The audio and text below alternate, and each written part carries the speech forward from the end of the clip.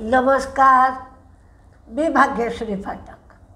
Market आणि मी हा सोप्या मराठीतून शेअर मार्केट समजावून सांगण्याचा माझा एक उपक्रम आहे.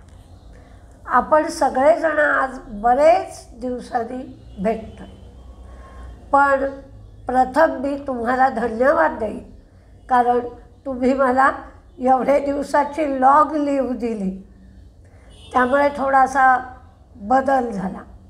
आज पुन्हा मी कामावर रुजू झाली आहे, त्याबद्दल तुमचे धन्यवाद.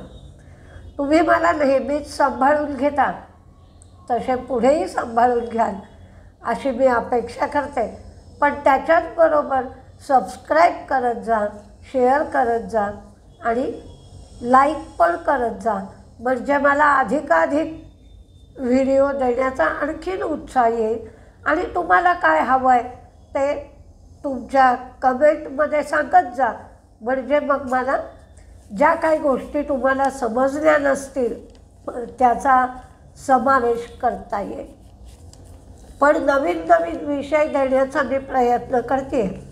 तर तुमची जी मागणी होती की IPOचे व्हिडिओ द्या, तर त्या IPOचे व्हिडिओ देण्याचा प्रयत्न मी लंडनहून केला आणि बरेच IPOचे स्वतंत्ररित्या व्हिडिओ दिले आहेत, ते तुम्ही पाहिलेसुद्धा असतील. आता आजच्या मार्केटकडे वळायचं झालं तर ज्या आपण परदेशातमधून येणाऱ्या बातम्या बघतो त्याआधी बघूया. तर अमेरिकेमध्ये जे 40 दिवसाचं शटडाऊन चालू होतं, ते शटडाऊन थांबण्याची चिन्ह दिसू लागली आहे किंवा त्याचा शेवट होण्याची चिन्ह दिसू लागली आहेत. पण त्याचबरोबर कन्झ्युमर सेंटिमेंट डाऊन आहे, जॉब डेटा पण चांगला नाही आहे, ले ऑफच्या घोषणा वाढत आहेत. फक्त अमेरिकन लोकांच्या दृष्टीने एक गोष्ट चांगली आहे की जे अमेरिकन सिटिझन आहेत त्यांच्यासाठी ट्रम्पने सांगितलं आहे की ते $2,000 देणार आहे. त्याच्याचबरोबर दुसऱ्यांनी खुलासा केला की हे $2,000 काय तुमच्या बँकेत जमा होतील असं नाही, तर कोणत्या मार्गाने त्या अमेरिकनला पोचवता येतील ते पाहिलं जाईल. पण आता चीनच्या बाबतीत एक गोष्ट शिकण्यासारखी आहे. चीनमध्ये खरं इन्फ्लेशन पूर्वी निगेटिव्ह होतं. निगेटिव्ह इन्फ्लेशन म्हणजे मंदी. तर याच्यावर चीनने पुष्कळ उपाय केले. जी कटथ्रोट कॉम्पिटिशन चालू होती त्याच्यावरही उपाय केले. जी ओव्हर कपॅसिटी झाली होती तीही कपॅसिटी कमी केली, म्हणजे प्रोडक्शनचं प्रमाण कमी केलं आणि याचा सगळ्याचा परिणाम म्हणून त्यांचं इन्फ्लेशन हे निगेटिव्हमधून पॉझिटिव्ह झालं. म्हणजे इन्फ्लेशन वाढणं जेवढं वाईट, तेवढंच इन्फ्लेशन हे निगेटिव्ह होणं हेही वाईट असतं, हे लक्षात घ्या. कारण इन्फ्लेशन निगेटिव्ह झालं की याचाच अर्थ मागणी कमी झाली. मागणी कमी झाली की कारखान्यांमधून कामगारांना काढून टाकलं जातं, बेकारी होते आणि सगळी अर्थव्यवस्था हळूहळू हळूहळू मंदीच्या दिशेने जाऊ लागते. त्यामुळे हे आजच्या भागात शिकण्यासारखं होतं. पुष्कळ रिझल्ट आलेत. जवळजवळ 51 कंपन्यांचे रिझल्ट तरी आले असतील. जेवढे समाविष्ट करता येतील तेवढे मी समाविष्ट आजच्या भागात करते आहे. शुक्रवारी मार्केट संपल्यानंतर जे रिझल्ट आले ते सगळे बघणार होता, पण कारण त्या रिझल्टचा किमतीवर परिणाम झालेला नाही. की फक्त आपण एक्सपेक्टेशन पकडली असेल की हिचा चांगला लागेल, हिचा वाईट लागेल, पण ॲक्च्युअल रिझल्टचा परिणाम त्या शेअरवर झालेला नाही. तर शुक्रवारी मार्केट संपल्यानंतर शिपिंग कॉर्पोरेशनचा रिझल्ट आला, पण रिझल्ट चांगला नाही आहे. तर त्यांनी डिव्हिडंड मात्र दिला आहे 3 रुपये आणि 19 तारीख त्याची रेकॉर्ड डेट आहे 19 नोव्हेंबर. सांघवी मूव्हर्सचा ठीक आहे. ARIS इन्फ्राचा रिझल्ट मात्र चांगला आहे. ऐकून घ्या, ARIS ही तोट्यातून फायद्यात आली आहे, रिझल्ट चांगला आहे. SH केळकरचा ठीक आहे. शक्ती पंपचा पण चांगला नाही आहे का, प्रॉफिट कमी झालं आहे, मार्जिन कमी झालं आहे. पण फोर्स मोटरचा रिझल्ट चांगला आहे. व्होल्टॅप ट्रान्सफॉर्मरचा रिझल्ट चांगला आहे. पण बरेच दिवस झाले व्होल्टॅप ट्रान्सफॉर्मर कन्सॉलिडेट होतो आहे, तर आज काय होईल हे बघावं लागेल. पिट्टीचा रिझल्ट चांगला आहे, सगळ्याच गोष्टी सुधारल्या आहेत. क्रिस्ना चांगला, टॉरेंट फार्माचा रिझल्ट सुंदर, ॲस्ट्राझेनेकाचा चांगला, व्हाटेक वाबागचा ठीक आहे. युग्रो कॅपिटल UGRO यांचा रिझल्ट चांगला आहे. इनोव्हा कॅपटॅब ठीक आहे. बायर क्रॉप सायन्स यांचं प्रॉफिट वाढलं आहे, मार्जिन वाढलं आहे. गुजरात अल्कलीचा रिझल्ट सुंदर आहे, तोट्यातून फायद्यात आली आहे. रेव्हेन्यू वाढला आहे, मार्जिन कमी झालं आहे पण मार्जिनली कमी झालं आहे. गरवारे फायबर रिझल्ट कमजोर आहे. पूर्वांकाराचा लॉस वाढला आहे. बजाज ऑटोचा रिझल्ट चांगला आहे. नायकाचा रिझल्ट चांगला आहे, तर सिग्नेचर ग्लोबलचा रिझल्ट कमजोर आहे. सिग्नेचर ग्लोबल तर फायद्यातून तोट्यात गेली आहे. ट्रेंडचा रिझल्ट चांगला आला आहे आणि ट्रेंडचा शेअर पण खूप पडलेला आहे, तर आज काय करताय हे ट्रेंड पाहावं लागेल. नाल्कोचा रिझल्टही चांगला आहे. नाल्कोनी 4 रुपये डिव्हिडंड पण दिला आहे आणि हल्ली मेटल तेजीत पण असतात. पेट्रोनेट LNGचा रिझल्ट चांगला नाही आहे, कमजोर रिझल्ट आहे. त्याविरुद्ध न्यू लँड लॅबचा रिझल्ट मात्र छान आहे. ग्लोबल हेल्थचं प्रॉफिट वाढलं आहे, रेव्हेन्यू वाढलं आहे.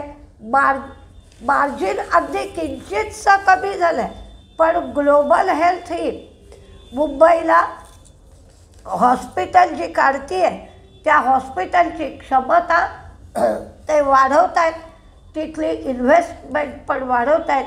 ही त्याचबरोबर मॅनेजमेंटनी सांगितलं आहे, म्हणून ग्लोबल हेल्थकडे लक्ष द्या. आधार हाऊसिंगचं प्रॉफिट वाढलं आहे, नेट इंटरेस्ट इन्कम वाढलं आहे. ज्युबिलंट लाईफचाही रिझल्ट चांगला आहे. ओलेक्ट्राचं मार्जिन किंचितसं कमी झालं आहे. हॅवेल्स आणि HPL ग्रुप यांच्यामध्ये हॅवेल्स हा ट्रेडमार्क वापरण्यावरनं एक केस चालली होती, ती केस त्यांनी मिटवली आहे आणि हॅवेल्सला 129 कोटी रुपये द्यायचे आहेत. हॅवेल्स 129 कोटी रुपये HPLला देईल आणि HPLनी मान्य केलं आहे की 1971 पासून त्या ट्रेडमार्कवर हॅवेल्सचाच अधिकार आहे आणि ते त्यांची नावं पण बदलतील. तर आपण आता आणखीन काही शेअर बघूया जे रिझल्ट लागले. स्नायडर इलेक्ट्रिकचं प्रॉफिट कमी झालं आहे. कल्याण ज्वेलर्सचा रिझल्ट सुंदर आहे. लॉइड्स इंजिनिअरिंग, रत्नमणी मेटल हे दोन्हीही रिझल्ट चांगले आहेत. ADF फूड हा रिझल्ट चांगला आहे. GE शिपिंग काय करताय याच्याकडे आज लक्ष द्या. प्रॉफिट वाढलं आहे, मार्जिनही वाढलं आहे, पण GE शिपिंगनी 7 रुपये 20 पैसे एवढा डिव्हिडंड दिला आहे. फिनोलेक्सचा रिझल्ट छान आला आहे आणि JSW सिमेंटचा रिझल्टही सुंदर आला आहे. JSW सिमेंट ही तोट्यातून फायद्यात आली आहे. रेव्हेन्यू वाढला आहे, मार्जिन वाढला आहे, प्रॉफिट वाढला आहे. तर आज कोणत्या शेअरकडे लक्ष द्यायचं आहे, कोणते शेअर तेजीत राहू शकतात ते दिलेत. पण बायोकॉनच्या बाबतीत मात्र त्यांना 2 त्रुटी दाखवण्यात आल्यात, त्यामुळे बायोकॉन कदाचित मंदीत राहू शकतो. पण जे शेअर दिले ते सगळे शेअर रिझल्टच्या अनुषंगानेच देण्यात आले आहेत. एंजल वन, युनियन बँक, कारण बँकांचं दुसऱ्या वेळेला पुन्हा मर्जर होत आहे बँका स्ट्रॉंग करण्यासाठी, असं आपण अर्थमंत्र्यांच्या तोंडून सुद्धा ऐकलं आहे. म्हणून union bank, Bajaj auto, Trent, torrent pharma, नायका, लुपिन. खरं तर त्या दिवशी लुपिनचा रिझल्ट सुंदर आला असूनही लुपिननी काही रिॲक्ट केलं नाही. तर आज काय होतं हे बघायचं.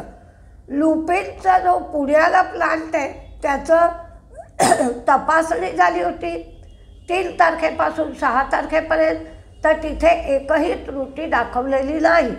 तर या बातमीचा चांगला परिणाम होईल असं वाटतंय. तरी प्रत्यक्षात काय होतं आहे हे बघूया.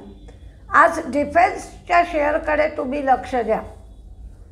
नंतर Shaily engineering, HBL, Hindustan construction, Nykaa, Trent, Neuland lab, Whirlpool, Usha Martin, Anantraj.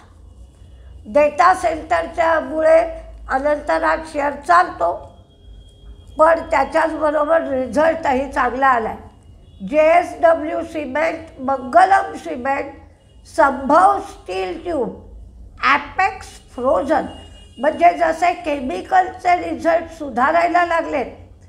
आपण बघितलं गुजरात अल्कलीचा रिझल्ट चांगला लागला आहे, तसंच हे फिशरीचे रिझल्टसुद्धा पहिला रिझल्ट चांगला आला आहे. Apex frozen, AstraZeneca, UPL, allied digital कंपनीच्या बाजूने रिझल्ट लागला आहे, कोर्टाचा निकाल म्हणून दिला आहे.